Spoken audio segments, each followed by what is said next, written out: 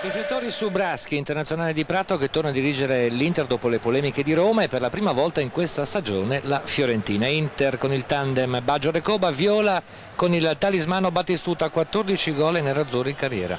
Blanc e La Torre, si inventa spesso primo attaccante. L'Inter preme, palla a terra, non dà punti di riferimento, provando a sfruttare l'inserimento dei suoi centrocampisti come Coe. Cambio di Scarpini per Rui Costa, cambio di passo dei Viola. Di Livio sulla sinistra ingaggia il duello con Simic e prova a sorprendere Peruzzi così.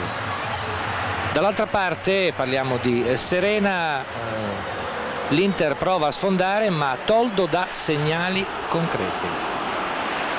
31esimo, Rui Costa, il lungo lancio, scatta il contropiede di Chiesa, posizione regolare, Chiesa non perdona e la Fiorentina va in vantaggio. 31esimo minuto, possiamo rivedere poi nel replay la posizione regolare di Chiesa tenuto in gioco da Simic. Nel contrasto con Rossito, Seedorf perde la scarpa, non la sensibilità del piede destro, il sinistro di Recoba, Toldo insuperabile. 41esimo, Rui Costa, punizione, tocca Battistuta, Peruzzi non trattiene, arriva Chiesa, palla dentro ma l'assistente Sebastianelli indica il fuorigioco dell'attaccante viola sul tocco di Battigol. Nel recupero, punizione di Baggio, barriera che respinge, arriva Seedorf al volo e poi Toldo, mezzo miracolo su Di Biagio. Con il montaggio di Lino Bernardelli, la ripresa, Zamorano rileva Simic, l'Inter deve recuperare, ha bisogno di una torre, ma Lippi non può immaginare che dopo 20 secondi Zanetti, pressato da Battistuta, faccia la classica frittata. Chiesa cucina il 2-0 ed il 7° gol in campionato. È un Inter tramortita, annichilita da questo gol di Chiesa, lo è anche il suo presidente. 4° minuto, Cois trattiene Di Biagio, Braschi osserva, lascia correre ma Zamorano non inquadra la porta. Dentro Mutu, fuori Baggio, siamo al 10°, un saluto da interpretare.